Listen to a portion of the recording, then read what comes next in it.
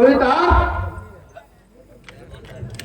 ಕವಿತಾ ಬೇಗ ಬಾರೇ ಹೊರಗೆ.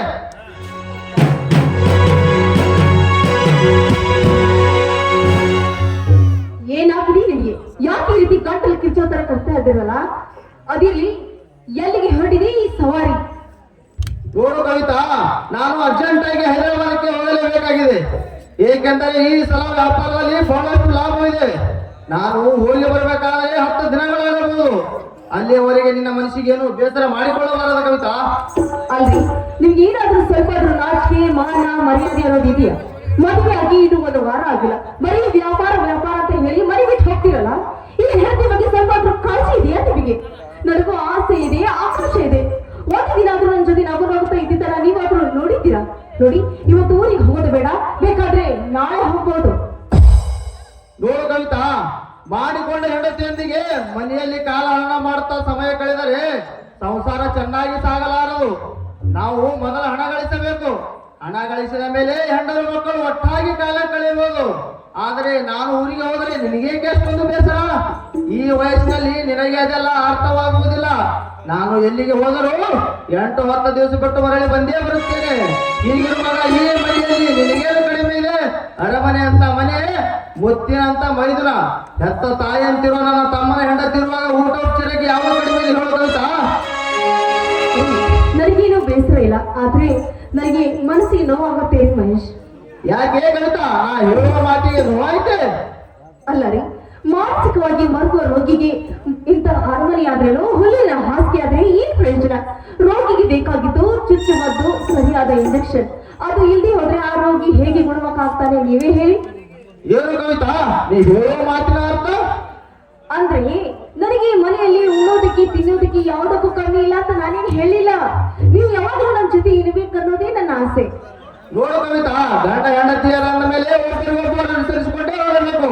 ಯಾವುದೇ ಒಂದು ವಿಷಯನೂ ಮನಸ್ಸಿನಲ್ಲಿ ಇಟ್ಟುಕೊಂಡು ಬೆರೆಸಿಕೊಳ್ಳಬಾರದು. ಆದರೆ ನಾನು ನಿನ್ನ ಮಾತಿಗೆ ಮಾನ್ಯತೆ ಕೊಡುತ್ತಾ ಬಂದಿದ್ದೆ. ಆದರೆ ನಾನು ಇಂದು ಹೈದರಾಬಾದಕ್ಕೆ ಹೋಗಲೇಬೇಕು. ಏಕೆಂದರೆ ವ್ಯಾಪಾರದಲ್ಲಿ 10 ಲಕ್ಷ ಲಾಭಗಳಿದೆ. ನೋಡಿ, ಇಷ್ಟೊಂದು ಹೊಣೆಯನ್ನ ನೀವು ಹೇಗೆ ಹೊರಬೇಕು? ನೋಡಿ, ನಾಳೆ ಏನಾದ್ರೂ ಹೆಚ್ಚಿಗೆ ಲಾಭ ಆದ್ರೆ ನಿಮ್ಮ ತಮ್ಮ ನನಗೆ ಹೆಚ್ಚಿಗೆ ಕೊಡ್ತಾರೇನು?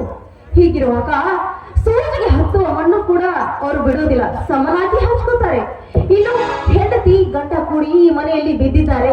ಆ ನಿಮ್ಮ ತಮ್ಮನ ಹೆಂಡತಿ ಬೀದಿ ಭಿಕಾರಿ. ಕವಿತಾ, ನನ್ನ ತಮ್ಮನ ಬಗ್ಗೆ ಹಾಗೆಲ್ಲ ಮಾತನಾಡಬೇಡ. ಅವನು ದೇವರಂತ ಮನುಷ್ಯ. ಇನ್ನೊಬ್ಬರಿಗೆ ಹಾಗೆಲ್ಲ ಮಾತನಾಡೋದು ಸರಿಯಲ್ಲ. ಆದರೆ ನೀನು ತವರ ಮನೆ ಹಣ ತಂದಿದ್ದು ನನಗೆ ಚೆನ್ನಾಗಿ ಗೊತ್ತು. ನಿನ್ನ ತಾಯಿ ತಂದೆ ಕೊಟ್ಟ ಹಣದಿಂದ ನಾವೇನು ಪುನೀತರಾಗುವುದಿಲ್ಲ. ಆದರೆ ನನ್ನ ತಮ್ಮನ ಹೆಂಡತಿಯನ್ನು ಹೀಯಾಳಿಸಿ ಮಾತನಾಡಬೇಡೆಂದು ಹೇಳುತ್ತಿದ್ದೇನೆ ಕವಿತಾ. ಆಯ್ತು, ಹೋಗ್ಬನ್ನಿ. ಆದಷ್ಟು ಬೇಗ ಬರಬೇಕು, ಆಯ್ತಾ? ಆಯ್ತು ನನ್ನ ಚಿನ್ನ, 4 ದಿನದಲ್ಲೇ ಹೊರಗೆ ಬರುತ್ತೇನೆ. ಹಾಗಾದ್ರೆ ನೀವು ಬರೀ ನನ್ನ ನಗಿಸ್ತಾ ಇರ್ತೀರೋ ಅಥವಾ ಏನು ನಿನ್ನನ್ನು ಕುಣಿಸಿ ಹೋಗ್ಬೇಕಾ? ಹಾಗಾದರೆ ತಿರುಚು ನಿನ್ನ ಸುಮಧುರ ಕಂಠದಿಂದ ಒಂದು ಚಿಂತೆ ಆಗಲ್ಲ.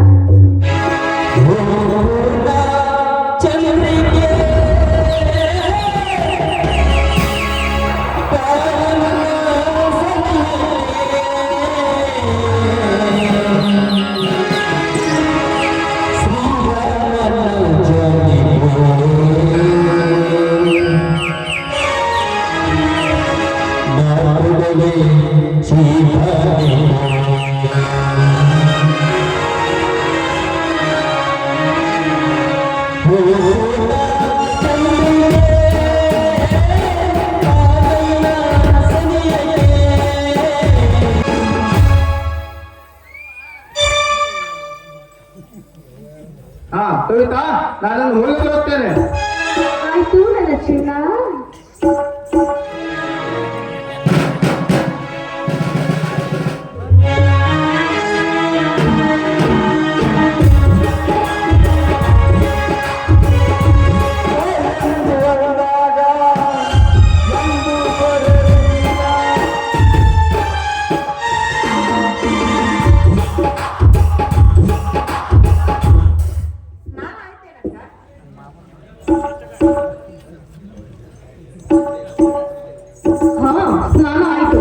ಏನೋ ಇಷ್ಟೊತ್ತಿನ ತನಕ ಎಲ್ಲಿಗೆ ಹೋಗಿದೆ?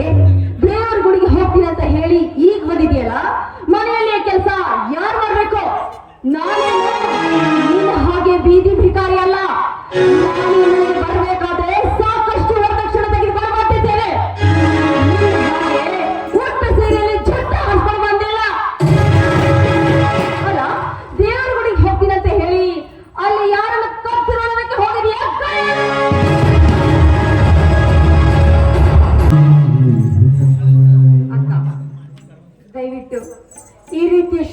ಮಾತುಗಳನ್ನ ಮಾತಾಡ್ಬೇಡಕ್ಕ. ನಾನು ಮಾನವಂತರ ಮನೆತನದ ಮಗಳು. ದಯವಿಟ್ಟು ಇಂಥ ಮಾತುಗಳನ್ನ ಮಾತಾಡ.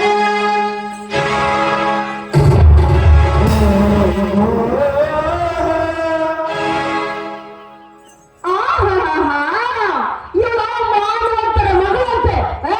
ಮದುವ ಕಸ ಗೊಡ್ಸೆ.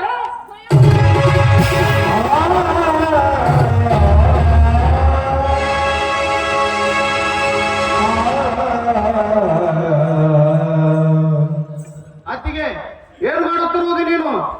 ನಿನಗೆ ಸ್ವಲ್ಪನಾದರೂ ನಾಚಿಕೆ ಮಾನ ಮರ್ಯಾದೆ ಏನಾದರೂ ಇದೆಯಾ? ಅವಳಿಗೆ ಬಾಯಿಗೆ ಬಂದಂತೆ ಬೈದು ಅವಳನ್ನು ಕತ್ತುಡು ನುಗ್ಗಿತ್ತಿರುವೆಲ್ಲ ಎಷ್ಟು ಸೊಪ್ಪು ನಿನಗೆ?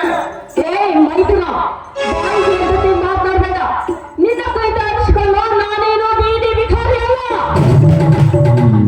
ಅದು ಅದೇ ನನ್ನ ಗಂಡ ಮನೆಯಲ್ಲಿಲ್ಲ ಅಂತ ಹೇಳಿ ಇಬ್ಬರು ನನ್ನ ಮೇಲೆ ಅಧಿಕಾರ ತೋರಿಸಲು ಬಂದಿದ್ದೆ. ಆದ್ರೆ ನಿಮ್ಮ ಗಂಡ ಮನೆಯಲ್ಲಿರೋದಿಲ್ಲ. ಅಧಿಕಾರ ನಡೆಸುವರು ನಾವಲ್ಲತ್ತಿಗೆ. ನೀನು ಮಾಡಿಕೊಂಡ ಗಂಡನಿಗೆ ನಾನು ಹಣ ತಂದಿದ್ದೇನೆ, ವರದಕ್ಷಿಣೆ ತಂದಿದ್ದೇನೆಂದು ಅವನ ಜೀವ ಹಿಂಡುತ್ತಿರುವೆಯಲ್ಲ. ಅಣ್ಣನಿಗೆ ಮೊದಲೇ ಹೇಳಿದ್ದೆ ವರದಕ್ಷಿಣೆ ತೆಗೆದುಕೊಂಡು ಮದುವೆ ಆಗಬೇಡ ಅಂತ. ನನ್ನ ಮಾತು ಕೇಳದೆ ನಿನ್ನಂತವಳನ್ನು ಗಂಟು ಹಾಕಿಕೊಂಡು ತಂದಿದ್ದಾನೆ ನನ್ನಣ್ಣ. ಈಗೇನಾಗಿದೆ? ಅಲ್ಲ, ಇಷ್ಟೊಂದು ಹೊಟ್ಟೆ ಉಳ್ಕೋತಾ ಇದೆಯಲ್ಲ, ಅದರ ಬದಲಾಗಿ ನನ್ನ ತಾಯಿಯನ್ನ ಹಾಕಿ ನಿಮ್ಮ ಮನೆಗೆ ಮತ್ತೊಂದು ಮದುವೆ ಮಾಡು. ಏನು ಮಾತಾಡುತ್ತಿರುವುದು ನೀನು? ಬೇಕಾದಾಗ ಕಟ್ಟಿಕೊಂಡು ಬೇಡವಾದಾಗ ಹರಿಯೋದು ಒಗೆಯುವುದಕ್ಕೆ ಮದುವೆ ಎಂಬುದು ಮಕ್ಕಳ ಮಾಟವಲ್ಲ. ಸ್ವಲ್ಪ ನ್ಯಾರಿಗೆ ಬಿಗಿಡು ಮಾತನಾಡು. ನಿನ್ನೊಂದಿಗೆ ಏನು ಮಾತು? ಅಣ್ಣ ಬರಲಿ, ಅಣ್ಣನೊಂದಿಗೆ ಮಾತನಾಡುತ್ತೇನೆ. ಮಾತಾಡು ಮಾತಾಡು, ಎಷ್ಟು ಬೇಕಾದ್ರೂ ಮಾತಾಡು. ನಿಮ್ಮ ಅಣ್ಣ ಬರಲಿ, ನಿಮಗೇನ್ ಮಾಡ್ಬೇಕು ಅನ್ನೋದು ಚೆನ್ನಾಗಿ ಗೊತ್ತು. ನಿಮಗೆ ಮಾಡೇ ಮಾಡ್ತೀನಿ. ಮಾಡಿ ನೋಡ್ರೆ ನನ್ನ ಹೆಸರು ಕೈತಾನೆ ಅಲ್ಲ.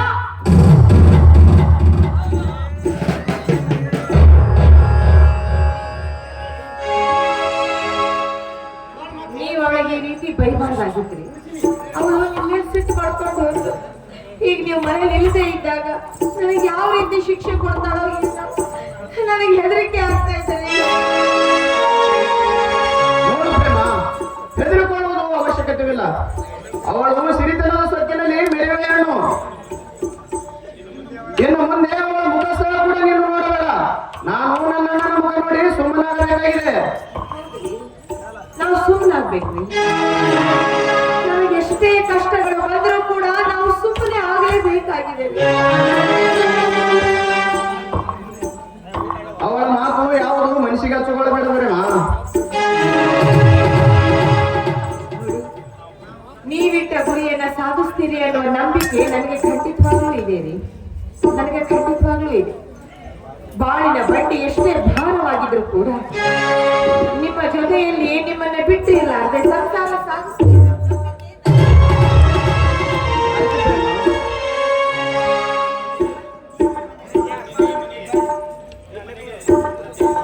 ನೋಡು ಪ್ರೇಮ, ನೀನು ನನಗೆ ಹೆಂಡತಿಯಾಗಿ ಬರಲಿಲ್ಲ, ಈ ನಮ್ಮ ಮನೆಗೆ ಒಂದು ದೇವತೆಯಾಗಿ ಬಂದಿರುವೆ ಪ್ರೇಮ.